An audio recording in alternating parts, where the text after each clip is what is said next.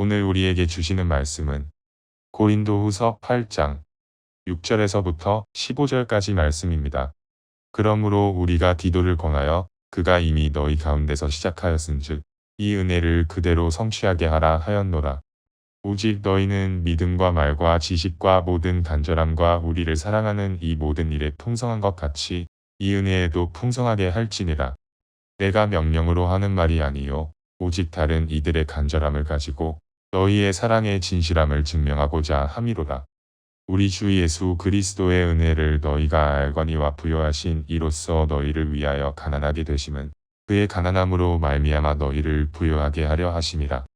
이 일에 관하여 나의 뜻을 알리노니 이 일은 너희에게 유익함이라. 너희가 1년 전에 행하기를 먼저 시작할 뿐 아니라 원하기도 하였은즉 이제는 하던 일을 성취할지니 마음에 원하던 것과 같이 완성하되 있는 대로 하라. 할 마음만 있으면 있는 대로 받으실 터이요 없는 것은 받지 아니하시리라.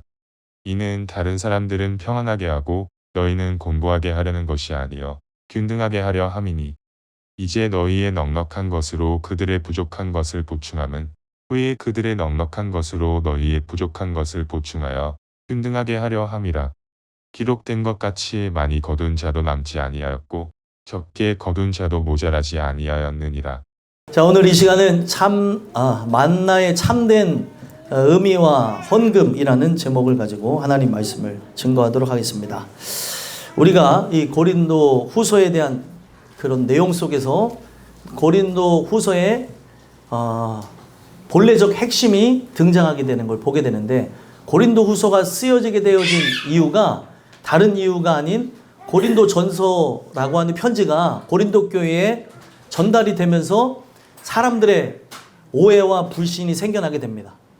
그러니까 교회가 가지고 있었던 세 가지 책망에 대한 부분과 교회가 제기했던 네 가지 그 문제에 대해서 답변을 줬더니 이런 것을 받아들이지 못하고 불신이 생겨나고 분란이 생겼다는 얘기를 듣게 됩니다.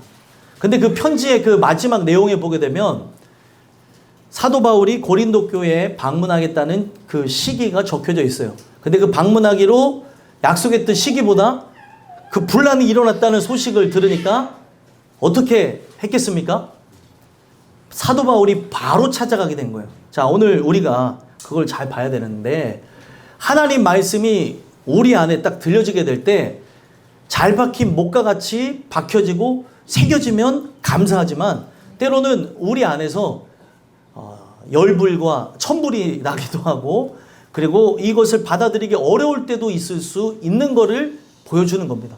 그 사도 바울이 그 갈등을 해결하려고 갔다가 시기를 어기고 온 사람이 되면서 더 사람들의 불신을 이렇게 얻게 되어지고 거짓 사도로 몰리게 됩니다. 그래서 이것을 돌파하기 위해서 사도 바울은 약간 소심한 캐릭터였거든요. 자기에 대해서 그렇게 어떻게 보면은 배척하고 하는 그런 모습이 있으니까 사도 바울은 그 자리를 떠나갔고 디도 편에 눈물의 편지를 쓰게 됩니다. 그래서 눈물의 편지가 그들에게 간 것을 통해서 대다수의 사람이 마음을 돌이키고 회복했다는 얘기를 이제 듣고 난 이후에 바로 고린도 후서를 이제 쓰게 되어지는 거예요.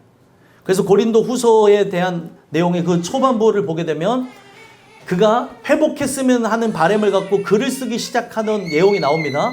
그래서 글을 쓰던 그 내용 중에서 그 디도 편에 전달했던 눈물의 편지가 잘 전달이 되어져서 회복했다는 얘기를 들으면서 대다수의 내용이 다시 이제 화목을 우리가 해 나가며 또 우리가 회복하는 내용에 대한 얘기를 그렇게 하면서 자기의 사도권은 누가 주셨다는 것을 강조합니까?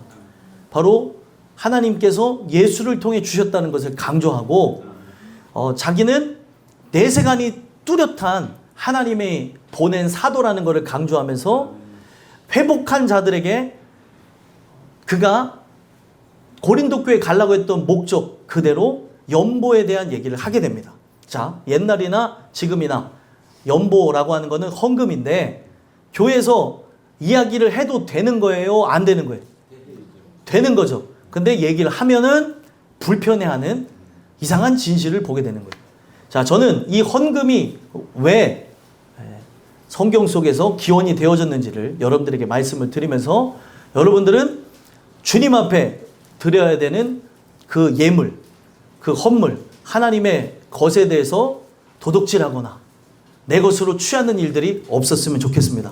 그래서 이 헌금 자체는 어떤 의미에서 시작이 됐는지를 여러분들 살펴보면서 여러분들과 저는 아주 세상 사람들과 같은 동일한 시각으로 표면적 의미에서의 헌금에 대한 얘기를 받아들이지 마시고 이면적 의미에서의 헌금을 받아들이시면서 우리가 예물 드림이 어떤 의미에서 왔는가? 자, 만나라고 하는 바로 예수님의 십자가 사건에 대한 그림자에 대한 얘기서부터 왔다는 걸 기억하시면서 오늘 이 메시지를 통해서 주님이 왜 우리에게 이런 말씀을 주시는가 한번 살펴보시고 주신 은혜를 통해서 여러분들과 제가 참된 의미와 그 헌금을 온전하게 드릴 수 있는 주님의 자녀들이 되기를 간절히 소망합니다. 그래서 이 내용에 대한 시작을 보게 되면 마게도냐 교회에게 하나님이 은혜를 주셔서 바로 그들이 먼저 예루살렘 교회의 그 어려움을 위해서 헌금을 드렸다는 이야기를 하면서 지금 고린도 교회가 그 헌금을 드릴 수 있는 이야기를 독려하게 됩니다. 자, 왜 예루살렘 교회를 향해서 하나님께서 헌금을 하라고 했을까요? 어찌 보면 우리와 다른 교회라고도 생각할 수도 있고 우리가 신앙을 갖고 있지만 굳이 우리가 그렇게까지 해야 되나 라고 생각할 수 있는데 우리는 천국 가서 함께 살 가족들입니다. 그래서 그런 측면에서 예루살렘 교회는 전통적으로나 상징적으로 그들의 그 기독교 신앙 안에서 가장 중요한 위치에 있었어요. 근데 시작점이 예루살렘 교회다 보니 예루살렘 교회가 어떻게 합니까? 자기네 갖고 있는 재산을 통용했죠. 통용해서 서로 나눠 쓰게 되어지는 것 때문에 결국에 가난하게 되어진 부분이 있었어요. 왜 그러냐? 왜 가난하게 됐냐? 모든 재산을 함께 공유하면서 쓰던 중에 그들의 신앙 때문에 유대 사회에서 배척을 당했고 일을 할 수가 없었고 그리고 심지어 로마 사람들에게 손가락질 받으며 지탄의 대상이 되어지면서 사회적으로 활동할 수 있는 영역들이 다 끊어져 버리게 된 거예요. 그것이 이제 그들이 가난하게 되어진 주 원인이었고 또 한 가지는 어떤 문제가 있었냐? 그 당시에 엄청난 기근이 오게 된 것으로 그들이 먹고 살아가는 거에 생명이 이제 오늘 내일 하게 되는 상황이 오게 됐다는 거예요. 자, 여러분들 이게 되게 중요한 문제예요. 예루살렘 교회는 도움을 받지 않으면 당장 내일을 알 수 없는 그 죽음을 이제 감내해야 되는 상황이 되어졌던 거예요. 그래서 주님의 그 은혜 아래 함께 나아가게 되는 형제들에게 이런 내용을 알리게 된 거죠. 우리가 너무 어려우니까 우리를 좀 도와줬으면 좋겠다. 이런 상황이니까 우리를 좀 도와주는 게 맞지 않겠느냐. 자, 어떻게 보면 예루살렘에서 시작되었던 유대인들에 의해 증거되었던 그의 말씀이 어떻게 보면 이방인 교회였던 고린도 교회까지 전달되어지면서 하나님은 이 이야기를 통해서 유대인과 이방인 두 어떻게 보면 다른 족속들이 하나가 되어지는 역사를 이루기를 원하셨다는 거예요. 둘 다 어떤 존재예요? 주님의 몸된 지체잖아요. 몸된 지체로서 서로 이기심을 버리고 사랑해야 되는 대상임을 알리기 위해서 이 일이 진행이 됐다는 겁니다. 근데 사람들은 어떤 생각을 가질까요? 사람들은 왜 우리가 굳이 하나님 앞에 지금 예물을 드리는 것도 힘든데 왜 우리랑 상관없는 저런 교회를 도와야 되는가라고 이방인 교회였던 고린도 교회가 이기심으로 가득 찼었다는 겁니다. 오늘 이 내용이 왜 중요하냐?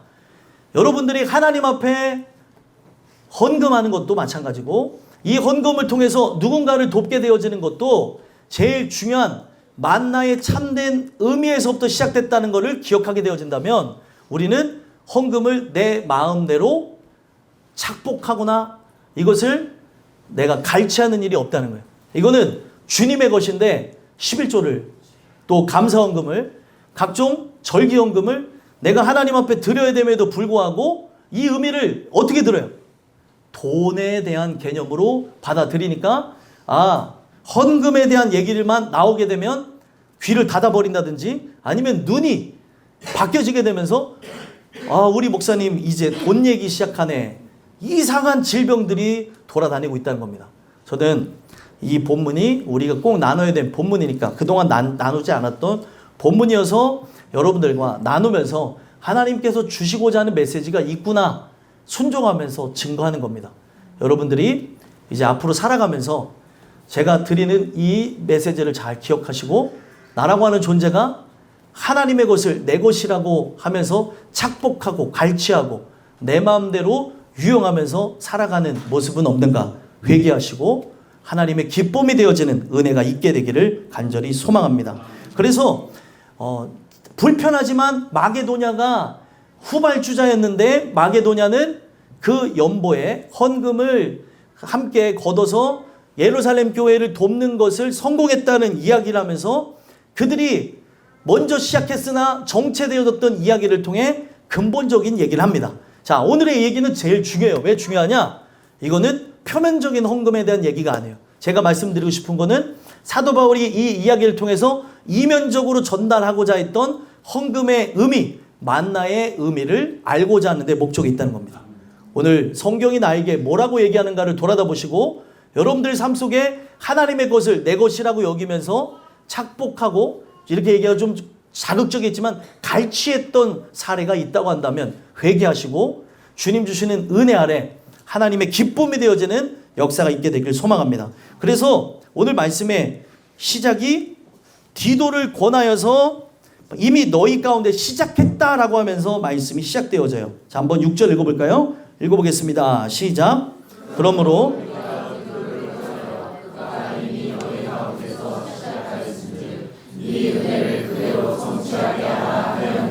아멘. 디도를 권하여서 그가 이미 너희 가운데서 시작하였다. 자, 디도 편에 바로 예루살렘 교회를 도와야 되는 그 이유에 대해서 충분히 알렸다는 거예요. 그래서 그들은 이미 시작하였다는 거예요.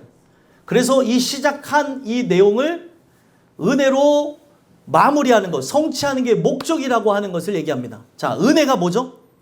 은혜라고 하는 거에 대한 기본 개념부터 바로 우리는 정리하고 가야 돼요. 은혜라고 하는 것은 히브리어 하난이라는 단어에서 왔습니다. 하난이라는 그 단어가 어떤 의미냐면 윗사람이 아랫사람에게 호의를 베풀다. 그래서 거기에 호의를 베풀다의 호의라고 하는 단어만 갖고 바로 이 우리가 지금 읽은 이 신약성경 헬라어로 번역된 거거든요. 헬라어의 카리스라는 단어로 가져가게 된 겁니다. 그래서 카리스는 뭐냐? 호의라는 단어예요. 그래서 첫 번째 호의는 누가 주셨냐? 우리가 믿는 예수 그리스도께서 하늘 보좌를 버리고 이 땅 가운데 육체의 몸을 입고 오셔서 우리를 위해서 종된 지체가 되어 주셔서 자기의 생명을 내어 주셨다는 거예요. 그게 바로 윗사람이 아랫사람에게 호의를 베풀다. 성육신 사건을 얘기하는 거고 심지어 예수님이 어떻게 하셨습니까? 십자가에 달려 죽으셨다는 거예요. 그래서 십자가에 달려 죽으심으로 우리가 구원을 받은 것을 성경은 뭐라고 얘기해요? 은혜라고 얘기하는 거예요. 오늘 그 은혜로 우리가 구원함을 받았다고 한다면 이 은혜의 핵심은 뭐예요? 예수님께서 자신을 내어드리는 것을 토대로 우리는 살게 되어졌다는 거예요. 십자가에서 우리를 위해서 생명을 내어주신 것으로 우리가 생명을 얻고 죄에 대한 부분을 대속받고 살았다는 걸 얘기하는 거죠. 그러면 오늘 이 은혜가 있다고 한다면 이 은혜를 어떻게 하라는 거예요? 사람들에게 돌려주라고 하는 걸 얘기하는 거죠. 그래야 진짜 그 은혜를 받았다라고 이야기를 하는 겁니다.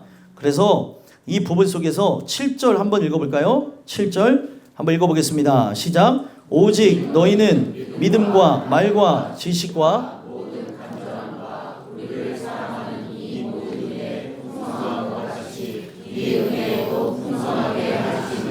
아멘. 자, 성경에 모든 내용이 하나로 연결되는 거 아시죠? 사랑할 때는 말과 혀로만 하는 게 아니에요.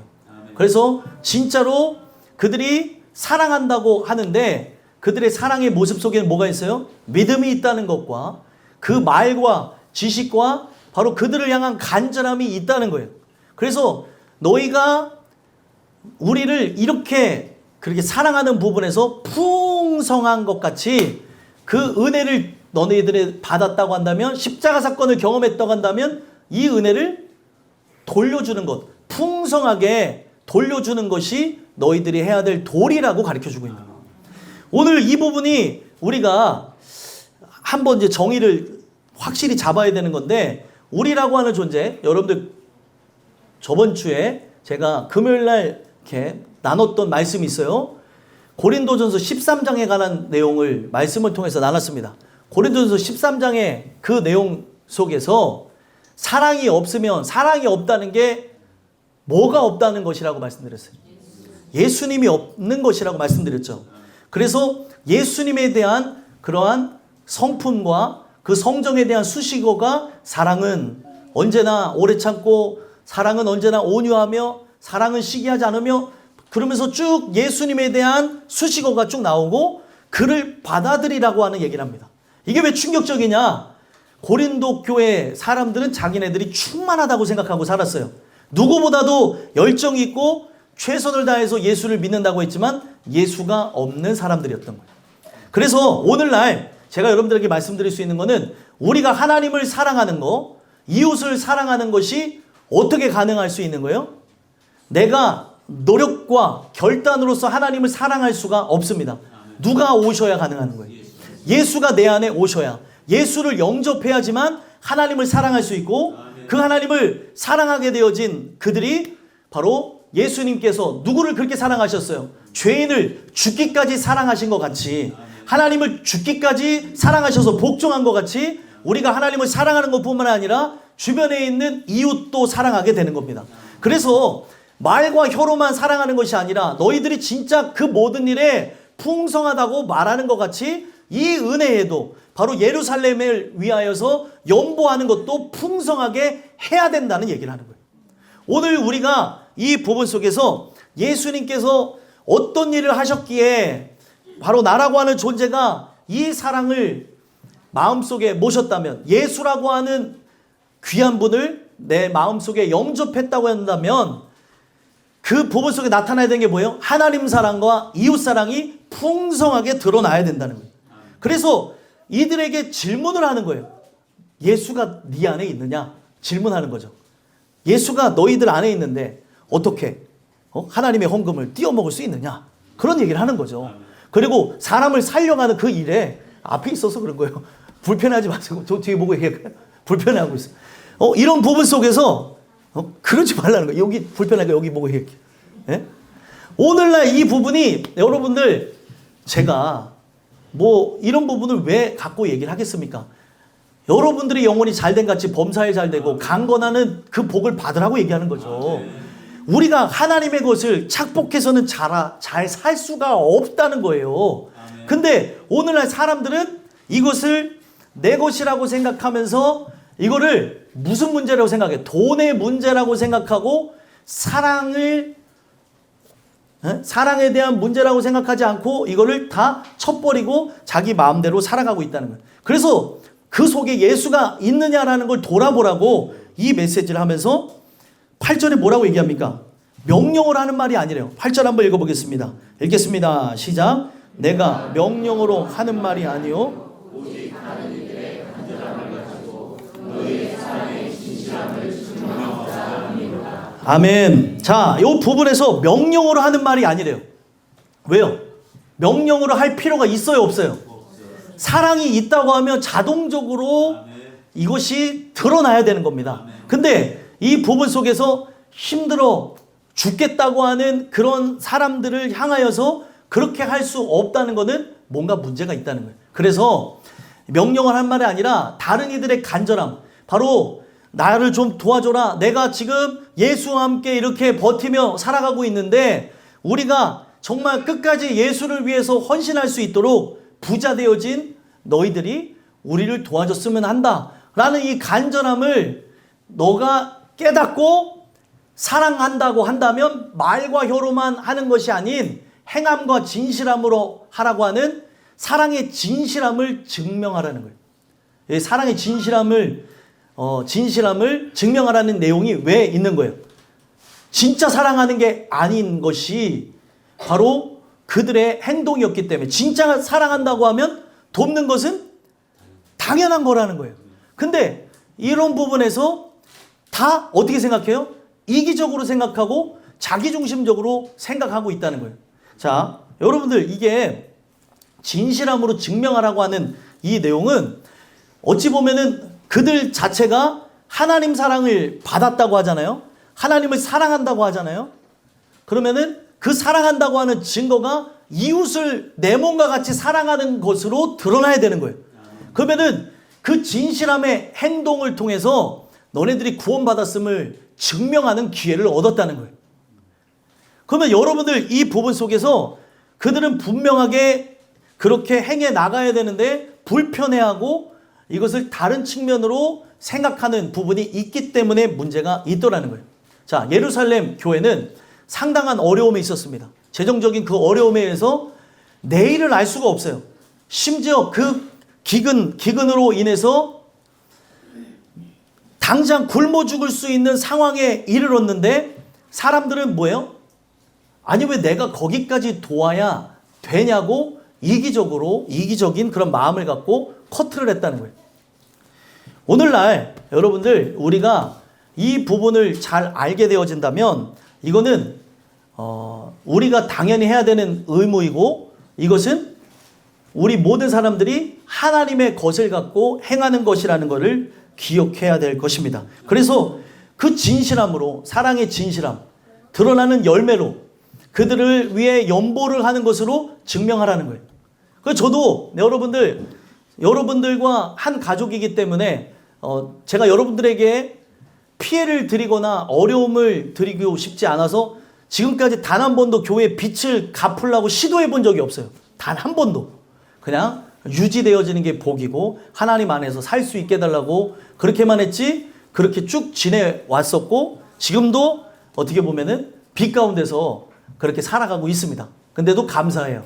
근데 그렇게 하던 중에도 이제 제가 할 수 있는 선에서 넘어서 가지고 공부해야 될 그런 상황이 오게 돼서 여러분들에게 후원을 요청드렸었던 거예요.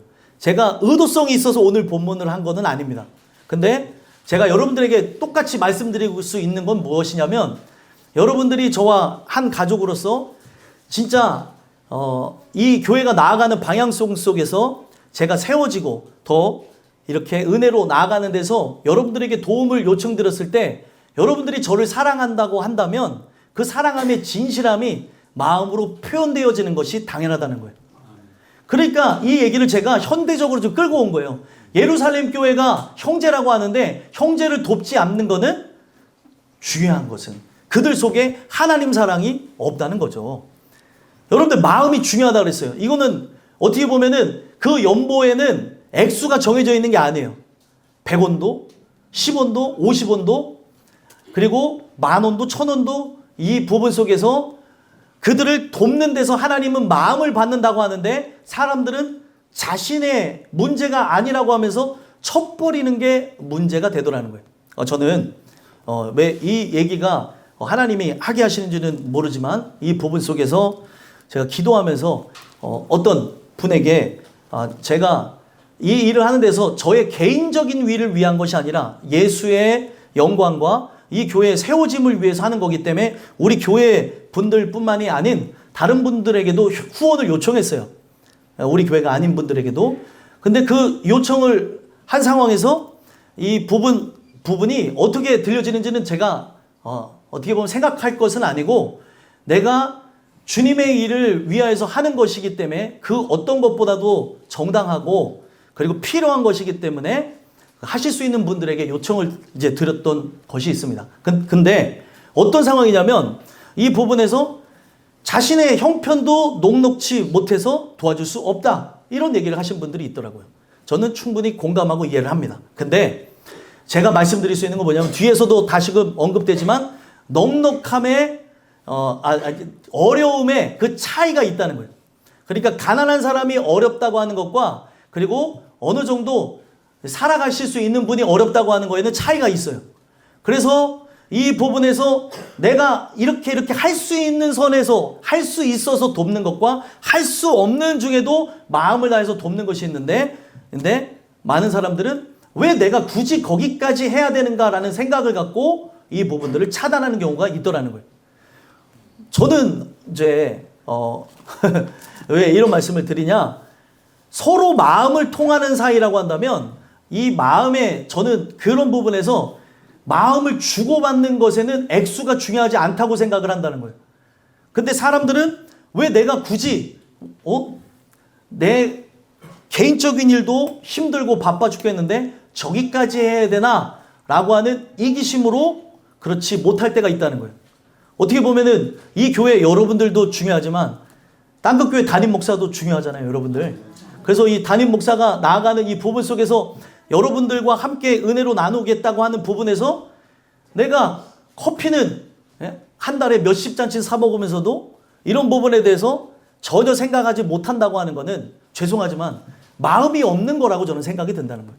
액수에 관한 얘기는 아닙니다. 근데 왜 제가 이렇게까지 얘기를 드리는 거냐라고 하는 거면은, 여러분들이 저를 사랑한다고 하면서 이 사랑의 진실함을 증명하지 않는다면 저도 여러분들에게 그렇게 이 사랑의 진실함을 증명할 필요가 없는 것은 아닌가, 이런 생각을 가질 때가 있다는 거예요. 근데도 인간적으로 그런 생각을 가졌다고 하다가도 왜 우리가 어떤 부분에서 하나가 되어지고 이 사랑으로 누군가를 덮어주려고 하는 이유는 바로 예수께서 그 은혜로 우리를 살리셨기 때문에 그렇다는 거예요. 그러니까 사랑한다고 하면은 그 사랑한다고 하는 게 분명하게 행동으로 나타나야 되는 것이 진짜라고 얘기를 하는 겁니다. 그래서 9절에 은혜를 너희가 안다고 하면서 다시금 재차 설명을 해요. 9절 한번 읽어보겠습니다. 읽겠습니다. 시작. 우리 주 예수 그리스도의 은혜를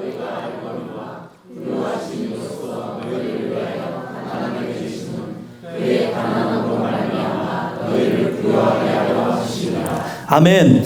우리 주 예수 그리스도의 은혜를 너희가 안다라고 얘기했어요. 자, 이 안다라고 하는 거는 실제로 경험했다는 거예요. 그 은혜를 경험했다고 한다면 이 경험한 은혜는 어떤 것이냐? 아까도 말씀드렸지만 예수께서 이 땅 가운데 하늘보좌를 버리시고 성육신하셔서 십자가에 달려 죽으신 것을 은혜라고 표현한다는 거예요. 그 은혜를 너희가 체험했다고 하면은 그 은혜가 무엇이냐는 거예요. 은혜가 뭐예요? 부요하신 이로써 우리를 위하여서 가난하게 되셨대요. 여러분들, 이 부요하다고 하는 것을 여기는 이렇게 말을 하다 보니까 다른 의미로 이제 갖게 되어지는데, 풍성함의 근본이자 그리고 근원이신 바로 그가 풍성함을 버렸다는 거예요. 왜요? 가난한 우리를 위해서. 자, 근데 그들이 사실은 그들을 향해 사랑이 풍성하다고 하는데, 이 풍성하다고 말만 할 뿐 그 은혜로 그들에게 사랑으로 갚아주는 것을 마무리를 못하니까 그 이야기를 가져와서 바로 하나님이 예수라고 하는 분을 어떻게 생각하시고 예수는 어떤 분이시냐? 예수님은 어떤 분이에요? 만유 위에 계신 분, 그리고 모든 것의 근원 되시고 근본 되시는 분이시죠. 그래서 예수님 자체가 풍성함의 근본이자 근원이 되신다는 걸 얘기하는 거예요. 그래서 이 부분 속에서 우리가 생각해보고 살펴봐야 되는 게 무엇입니까? 오늘날 그분은 하늘보좌를 버리고 모든 것을 어떻게 보면은 다 가진, 모든 걸 다 가진 분이 우리를 위해서 어떻게 된다는 거예요? 가난하게 됐다는 거예요. 모든 것을 다 가진 분이. 여러분들 그렇게 하실 수 있습니까? 그러니까 왜 우리가 예수를 믿는지에 대한 얘기가 이제 나오려고 하는 거예요. 예수님은 자기의 모든 것을 주셨어요. 왜 모든 거라고 얘기할 수 있죠? 목숨을 주셨잖아요. 자신의 생명. 그 생명을 버려서 생명을 살렸잖아요. 그래서 우리는 가난하다고 여기는 표현되어졌는데 아무것도 없는 존재, 세상에서 어떻게 보면 천대받고 하는 이 가난의 이 표현을 뭐라고 하냐면 여기는 가난이라고 표현했지만 원어는 거지라고 표현했어요. 아무것도 얻을 수 없는, 자격이 없는 존재. 왜 거지라고 하는 표현을 했냐면 우리라고 하는 존재가 천국으로 들어가기 하기 위해서 하나님께서는 자기의 생명값을, 아들의 생명값을 그렇게 주시는 것으로 사탄으로부터 우리를 사셨고 바로 천국에 들어갈 수 있게 했다는 거예요. 우리는 천국에 들어갈 수 있는 존재가 아니에요. 천국은 누가 들어가냐? 바로 영적으로 부유한 자가 들어가는 거예요. 근데 왜 부자 청년은 못 들어갔냐? 육적으로 부유했기 때문에 못 들어간 거예요. 영적으로 부유한 자가 천국에 들어가는 거예요. 그래서 왜 심령이 가난한 자가 천국이 저희 것이 되는 줄 아십니까? 우리라고 하는 존재가 죄인 되어지고 나로서는 천국을 들어갈 수 없다는 걸 인정하고 나를 부욕해 하시는 이 예수를 바라볼 때 예수의 핏값으로 들어가게 되는 거예요.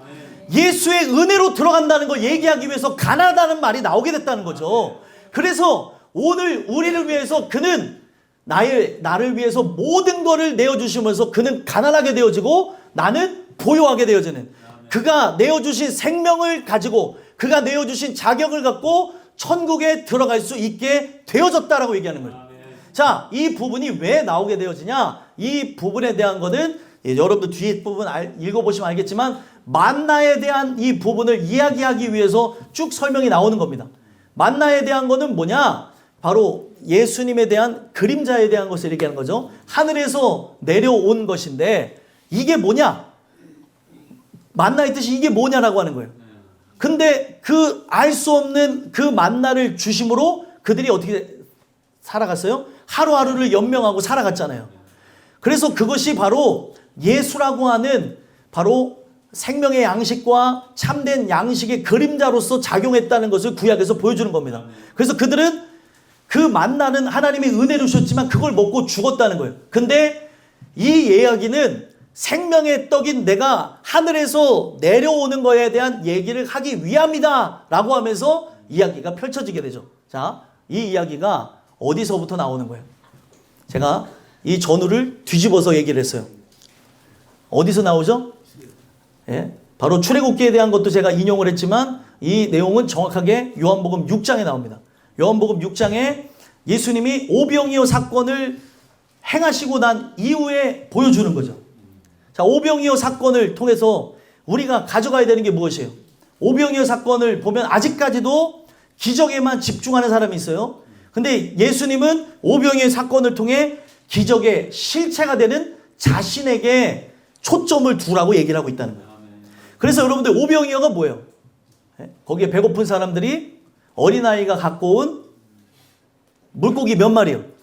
물고기 2마리하고 그리고 떡 5덩이를 갖고 5,000명이 먹고 12강주리가 남았다고 하는 게 사람들이 기억하는 얘기예요. 이걸 인용해가지고 사람들은 동화적인 요소로 가져가고 신비적인 요소로 그렇게 하고 있는데 성경에 대한 모든 기적은 예수라고 하는 분에게 나아갈 수 있는 이정표로서 작용을 하는 겁니다.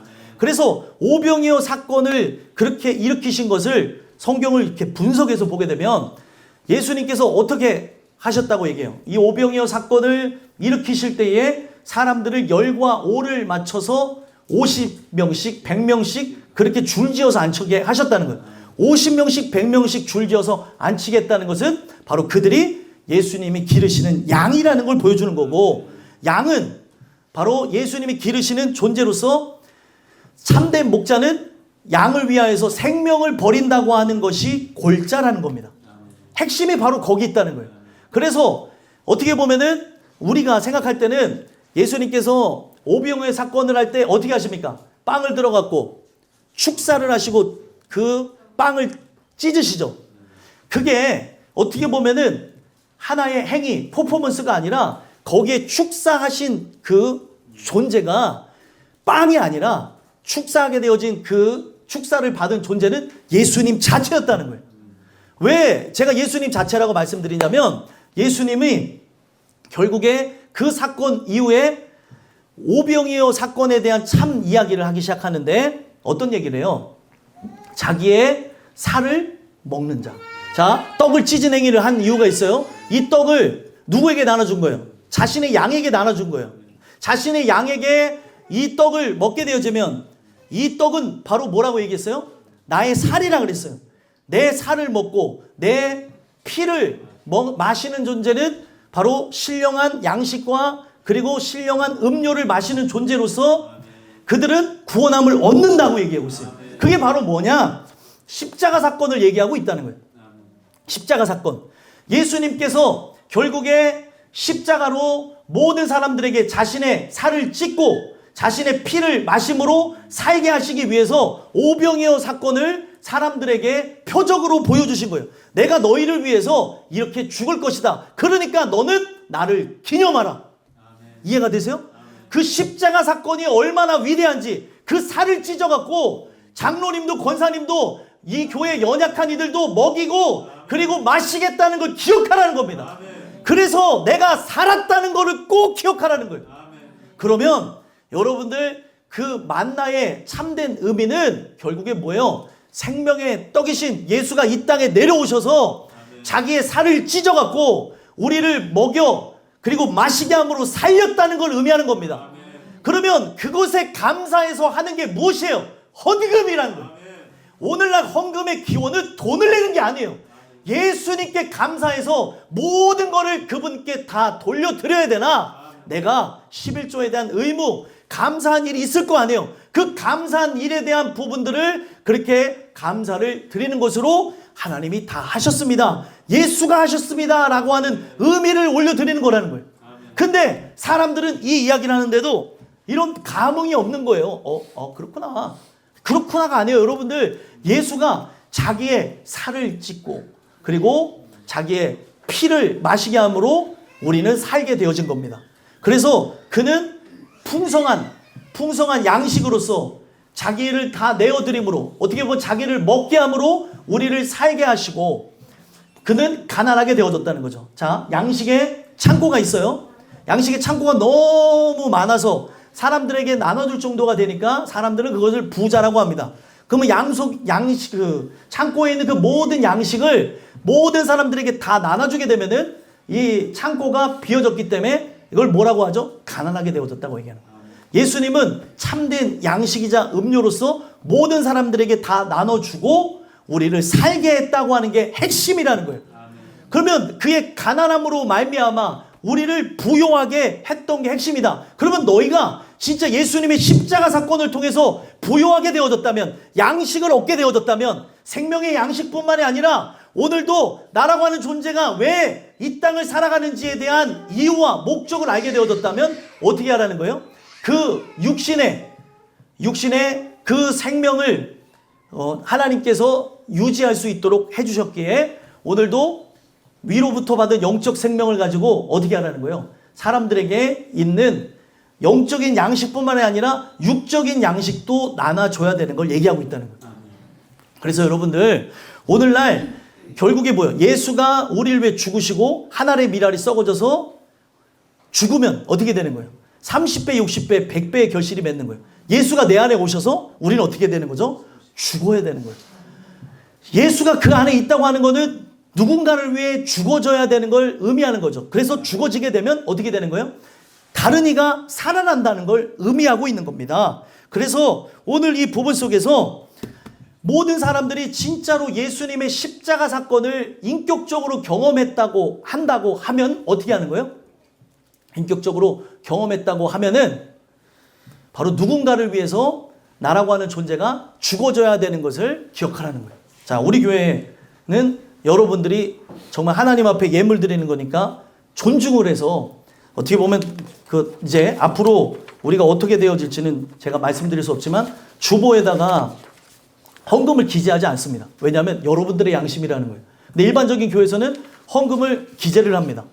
근데 이게 무슨 문제가 생기냐면 제가 의도했던 바는 우리가 하나님과의 관계 속에서 투명함을 갖고 내가 하나님 앞에 해야 될 부분들을 의무를 감당하라고 하는 거예요. 근데 사람들이 이런 부분을 제가 하나님과의 관계성이기 때문에 이것 행정적으로 이거를 폐지해버렸더니 의무를 감당하지 않는 경우들이 있다는 거예요. 어른할 것 없이 이 모든 부분에서 하나님의 그 은혜 아래 자기의 생명을 버려서 우리를 살렸기 때문에 우리가 바로 그분 앞에 예물을 드리는 것은 당연한 것이라는 걸 기억해야 된다는 거예요. 그래서 오늘날 우리가 이 부분 속에서 꼭 기억해야 되는 게 무엇이냐면 예수님께서는 우리를 위해서 가난하게 되어졌다라고 하는 걸 기억하면서 주님이 뭐라고 말씀하세요? 마태복음 6장에 보면은 보물이 있는 곳에 내 마음이 있다고 얘기하죠. 그래서 이 땅에 그 썩어질 곳에 우리의 재물을 쌓아두지 말고 동록과 좀이 들지 않는 하늘에 쌓아두라고 얘기해요. 그러면서 주님이 뭐라고 얘기하죠? 우리는 두 주인을 섬길 수가 없다고 얘기해요.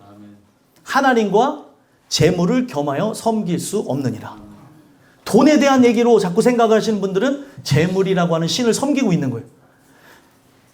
청소년, 청년, 아이, 그리고 정말 어린 소자할 것 없이 여러분들은 하나님께 의무를 감당해야 되는 11조와 감사예물과 주일예물과 절기예물을 드려야 되는 기독교인입니다.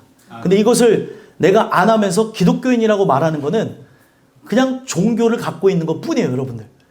내가 하나님을 믿는다고 하면서 그런 것도 안 하는데 무슨 교회를 다닌다고 얘기를 하는 거예요. 그냥 교회 다니는 거긴 하죠. 그러나 기독교인이라고 말할 수는 없어요. 기독교인이라고 한다면 그러한 의무가 왜 왔는지, 예수님의 십자가 사건에 우리는 감사하여서 이 헌금이라고 하는 것이 생겨났구나 정도는 알고 있어야 된다는 겁니다.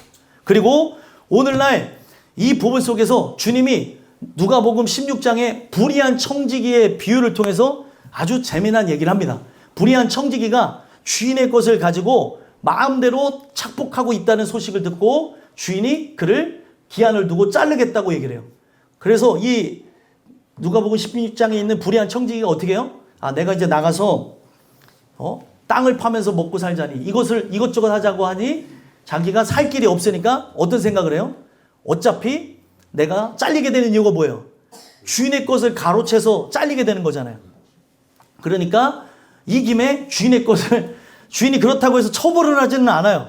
처벌을 하지는 않으니까 내가 이제 곧 있으면은 잘리게 되는 그날까지 어떻게 하겠다고 합니까? 그가 사실은 이제 빚을, 예를 들면은 뭐라고 해야 돼요? 돈을 빌려주는 사람이었던 거예요. 세금을 거뒀던 사람인 거죠. 근데 그 부분에서 그가 이제 갚아야 될 그러한 금액들을 깎아주는 거예요. 만약에 100마리라고 하면은 50말로 바꿔주고 막 그렇게 해서 그거 보면은 그들에게 깎아주는 장면이 나옵니다. 그래서 그가 어떤 생각을 하는 거예요? 내가 여기서 쫓겨나가게 되면 저 사람들에게 이렇게 깎아준 것으로 친구를 사귀어야지라는 생각을 해요. 근데 주님이 이 이야기를 갖고 무슨 얘기를 하냐면 하나님의 아들들이 지금 이 땅에 그 세대의 아들들보다 지혜롭지 못하다는 얘기를 해요. 왜 그런 것 같아요? 제일 중요한 것을 지금 이 불의한 청지기는 내 것이 아닌 것을 가지고 어떻게 해요? 선심을 쓰면서 친구를 사귀는데 아주 혈안이 되어져서 열심을 갖고 있다는 거예요. 자, 사람들이 고마워요, 안 고마워요? 아니, 예를 들면 여러분들은 100억 갚아야 되는데 50억 갚게 했어요. 그러면은 여러분들 조금이라도 살해를 할까요, 안 할까요? 하겠죠. 그런 내용이에요. 근데 이 부분에서 기한을 줬기 때문에 그 기한에서 마음대로 친구를 사귀는 데에 그가 주인의 것을 갈취했다는 걸 얘기하는 겁니다. 그러면은 이 얘기를 예수님이 왜 얘기했는지를 살펴봐야 되는 거예요. 자, 이 불의한 재물로 영원한 친구를 사귀라는 얘기를 해요. 많은 친구들을 사귀라. 자, 불의한 재물. 예수님이 이제 본격적으로 자신의 얘기를 시작합니다. 이 불의한 그 재물. 자기가 이 재물은 원래 불의한 것이 아닌데 자기가 자기의 임의로 주인의 것을 착복해서 쓴 거죠. 그렇죠. 그 이야기 속에서 얘기하고픈 거는 이 땅에서 여러분들이 갖고 있는 재물은 누구 거라는 거예요. 하나님 거라고 생각해야 됩니다. 근데 하나님 거를 우리는 누구 거라고 생각해요?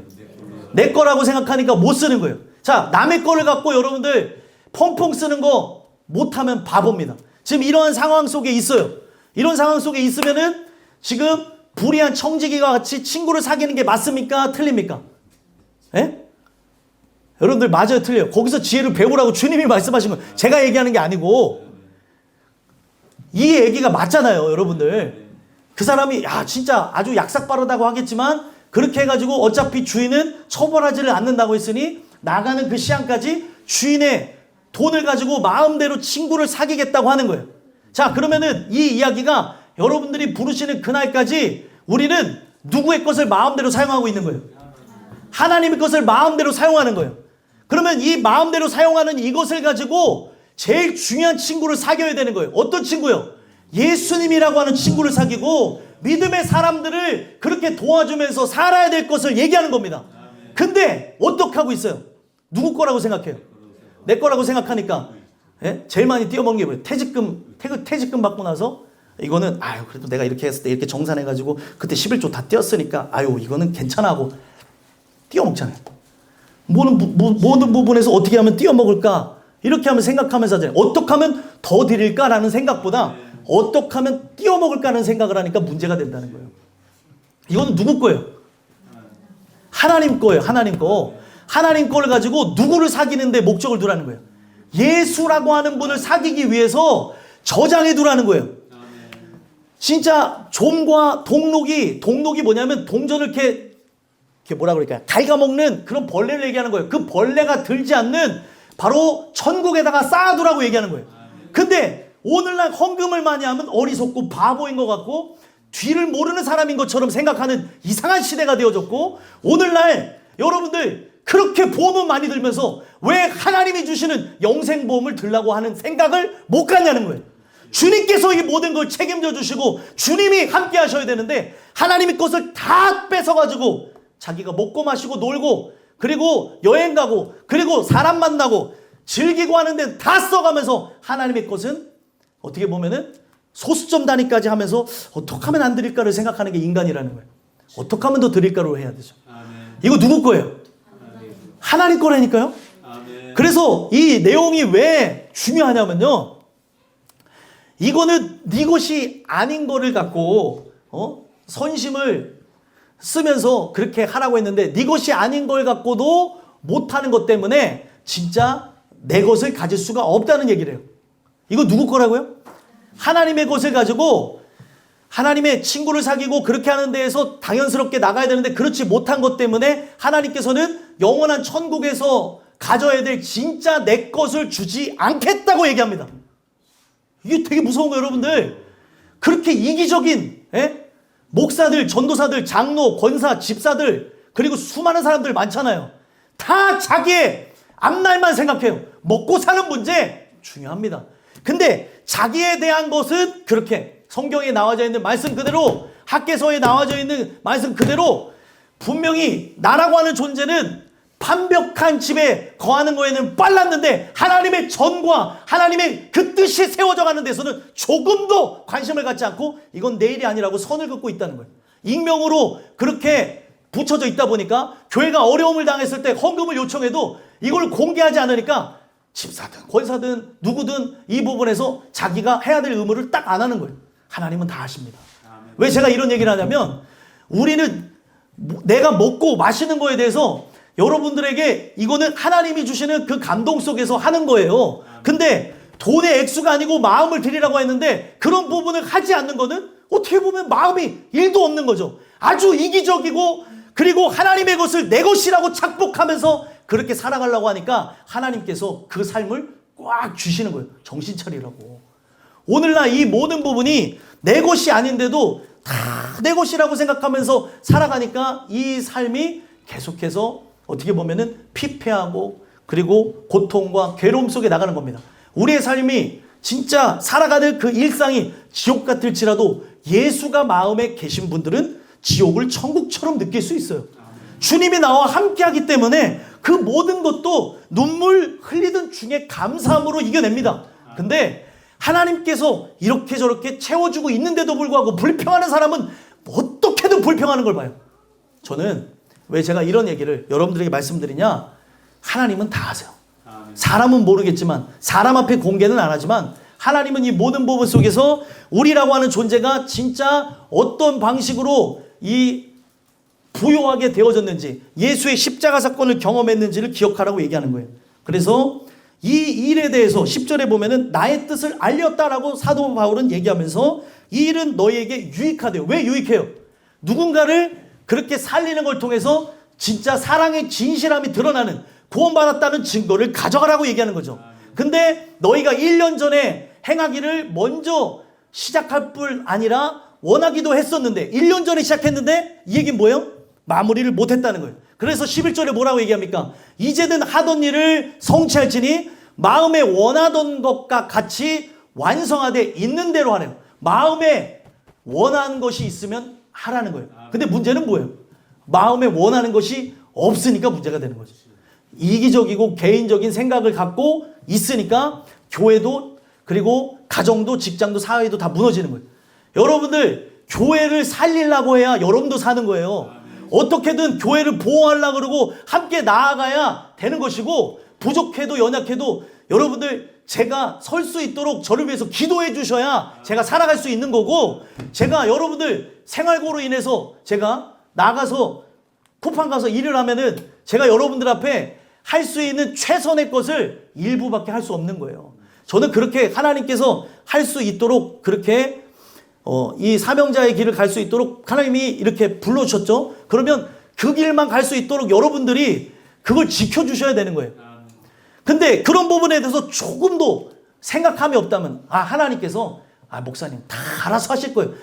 하나님이 다 책임져. 맞아요. 하나님이 다 알아서 해주고 다 책임져 줄 거 맞지만 우리가 제 얘기를 하는 게 아니라 누군가 죽어가는 그런 형제가 있고 어려움이 있다고 하면 조금이라도 그 부분에 돌보려고 하는 것이 하나님의 사랑이 깃드는 사람이라는 거예요. 그래서 뭐라고 얘기합니까?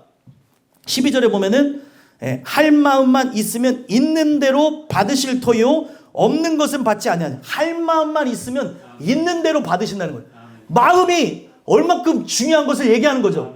그러니까 예루살렘 교회를 향해서 살려야겠다는 의지조차 없는 개인적인 생각을 가져가는 이것이 굉장히 악한 거라고 얘기하는 거예요. 만약에 진짜 없어서 못하는 거면 안 받는다는 거예요. 주님 받지 않겠다. 근데 오늘 우리가 이 부분 속에서 가져가야 되는 거는 누군가를 도우려고 하면 우리가 십시일반 도울 수 있다는 것을 기억해야 된다는 거예요. 예루살렘 교회를 그렇게 살려야 된다고 하면은 그렇게 살릴 수가 있다는 겁니다.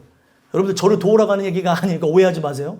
이 교회를 도우라고 하는 얘기가 아니라 이 교회뿐만이 아니라 누군가를 교회 이름으로 도우든지 간에 여러분들은 여러분들 자신만의 의무를 감당해야 될 걸 말씀드리는 거예요. 그래야 하나님의 사람이라고 얘기할 수 있는 거죠. 십자가에서 그가 여러분들을 위해 생명을 바쳐서 살려주셨는데도 불구하고 돈에 대한 얘기를 듣고 있다면 이거는 마귀가 여러분들을 현혹하고 있고 여러분들을 속이고 있는 거라는 거예요. 자, 그래서 이 목적에 대한 것을 얘기하는 것은 13절에 보면은 다른 사람들은 그렇게 해서 도와줘서 평안하게 하고 잘 먹게 잘 살게 하고 너희들은 공고하게 하려는 것이 아니라 어떻게 하는 게 목적이래요? 균등하게 하는 게 목적. 균등. 이게 만나 정신입니다. 많이 거둔 자도 없고 적게 가둔 자도 없고 모든 사람들이 다 함께 그렇게 먹고 살 수 있는 그런 세상을 만들어가는 게 목적이라는 거예요. 근데도 이 균등하게 한다고 하는 그 의미를 알지 못하고 진짜 왜 나만 도와야 되는가라고 생각하는 거예요. 근데 도울 수 있는 것에 감사하면 좋지 않아요? 내가 그렇게 할 수 있음에 힘을 다하여서 하나님 앞에 예물 드릴 수 있음에 내 삶으로 하나님 앞에 영광 돌릴 수 있음에 감사하면 좋지 않아요? 근데 이런 모든 부분에서 이거를 내가 재물을 신으로 섬기고 있으니까 아깝다고 생각하면서 그렇게 나아가는 경우들이 너무나 많다는 거예요. 자, 여러분들 늘 들었던 얘기일 거예요. 내가 하나님의 것을 가로챈 만큼 하나님은 그대로 깨닫게 하셔야 되니까 그대로 돌려주십니다. 그게 바로 하나님이 사랑하는 자들에게 나타나는 현상이에요. 근데 그런 것이 하나도 안 나타났다. 하나님이 날 사랑하지 않는 건 아닌가 돌아봐야 되는 거예요. 왜냐하면 사랑하는 자에게 당신의 것을 가로채서 살아가는 게 얼마나 악한 것인지를 가르쳐 준다는 거예요. 이 의미는 돈을 내라는 의미가 아니라 내 아들의 생명값이 너가 하는 그 삶의 마음과 함께 있다는 거예요. 마음이 있는 곳에 보물이 있다 그랬습니다. 보물이 있는 곳에 마음이 있다 그랬어요. 근데 나라고 하는 존재가 이 부분에서 그렇게 할 수가 없다면 죄송하지만 이 부분에서 나라고 하는 존재는 진짜 은혜가 있는가를 돌아보라는 거죠. 그래서 14절에 뭐라고 하는가 한번 읽어볼까요? 읽어보겠습니다. 시작. 이제 너희의 넉넉한 것으로